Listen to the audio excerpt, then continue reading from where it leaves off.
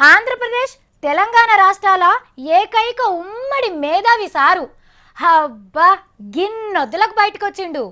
రాజకీయాలల్లో రాటు తేలకపోయినా రాజ్యాంగ ఆదేశిక సూత్రాలను అన్ని టైంలల్లా అలవోకగా చెప్పే గీ సారు అచ్చుడు లేట్ అయినా అచ్చుడు మాత్రం పక్కా అని నిరూపించిండు. ఇంతకు ఏ విషయంలా సారు లేటుగైనా లేటెస్ట్గా మాట్లాడిండు. రెండు తెలుగు రాష్ట్రాలు తల్లడం మల్లడం అవుతుంటే మేధావులు బయటికి రాకుంటే ఎట్లని మైకుల ముంగట్టుకొచ్చి మౌనం వీడిండు జయప్రకాష్ నారాయణ సారు. రాజ్యాంగాన్ని చట్టాన్ని చదివినిపించి ఇంకా షీరి అసలు ముచ్చట్లకు మళ్ళిండు. సారు ఇక నువ్వు చెప్పు సారు. ఇంత వికృతమైన డబ్బు రాజకీయాన్ని తీసుకొచ్చిందే చంద్రబాబు నాయుడు గారు. ఇక గిట్లా షురువు చేసి అడిగిన ప్రశ్న మళ్ళీ అడగకుండా చంద్రాల సార్ను చీడ్చి చెండాన్యంత పని చేసిండు మాటలతోని. పైసలు నువ్వు వంపలేదా? 1 కోటును 5 కోట్ల కొంటావు, నీకు తెలియకుండానే బేరాలు నడుస్తున్నాయా అని ఆంధ్ర సీఎంకు ఈనబడేటంత గట్టిగా విజిలూదిండు.